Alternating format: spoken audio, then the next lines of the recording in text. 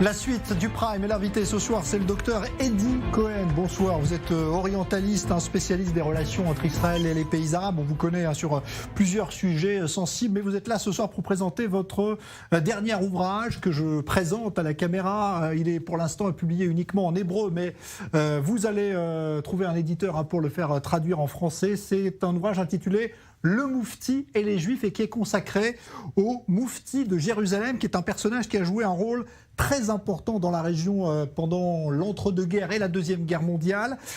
Et ce que vous allez nous expliquer, docteur Eddie Cohen, c'est que vous avez, pour écrire ce livre, consulté pour la première fois des archives inédites qui étaient en arabe, conservées en Israël et qui concernent justement le rôle qu'a joué le Moufti de Jérusalem. Oui, et bonsoir.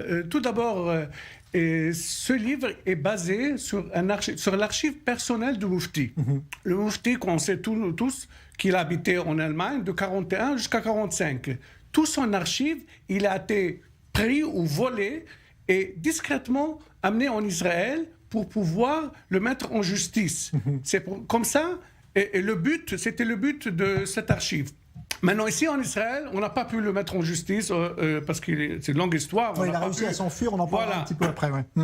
Et l'archive, il est resté en Israël et personne ne l'a consulté. Il y en a des milliers de documents en arabe et peu de chercheurs qui savent bien l'arabe, ils n'ont pas donné de l'attention. Ce livre, il est divisé en trois.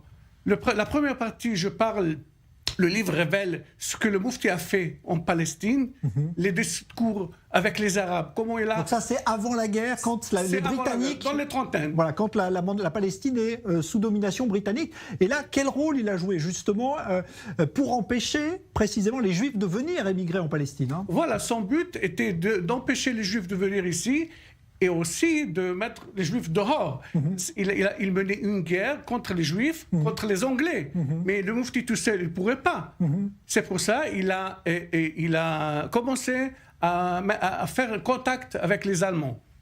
Dès avant la guerre, il était en contact avec les 33, Allemands. 2 mois après, le chancelier Hitler a été nommé le chancelier Hitler. 2 mois après, en mars, il est monté à Jérusalem, il a parlé avec le consul, il lui a dit « Moi, le Moufti et les Arabes, on veut collaborer avec Hitler, on est contre la démocratie. » Comme ça, littéralement.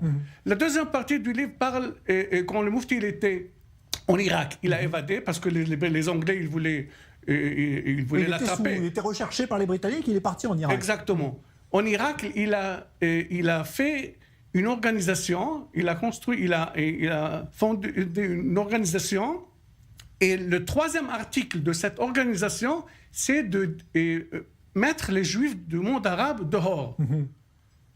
C'est tout simplement ça. Et il y a eu à ce moment-là des pogroms, justement, il faut le dire, en Irak. Oui, lui, il est principalement accusé. Un des causes de Faroud, c'est lui. Et les Irakiens, ils ont dit ça. Ce livre, il révèle la guerre secrète qui a mené contre les Juifs d'Égypte, les Juifs de Libye.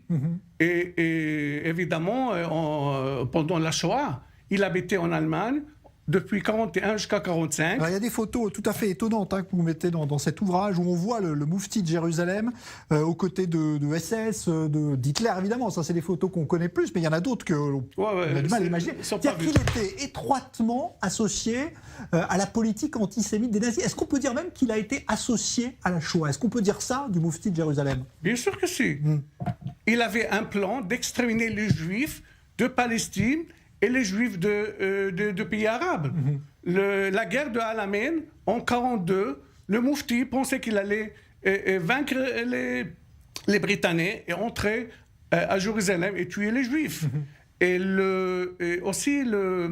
ce livre aussi, il révèle la coopération avec les nazis. Qu'est-ce qu'il a fait? On sait très bien qu'il a coopéré avec les Allemands. Mais qu'est-ce qu'il a fait?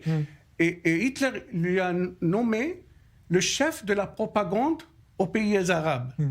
Donc il avait un rôle officiel auprès d'Hitler. Bien sûr, il avait un bureau ici, das Bureau de Gross Moufti, le bureau du Grand Moufti, le bureau arabe. Il n'y avait pas le mot Palestine. Le bureau arabe du Gros Moufti.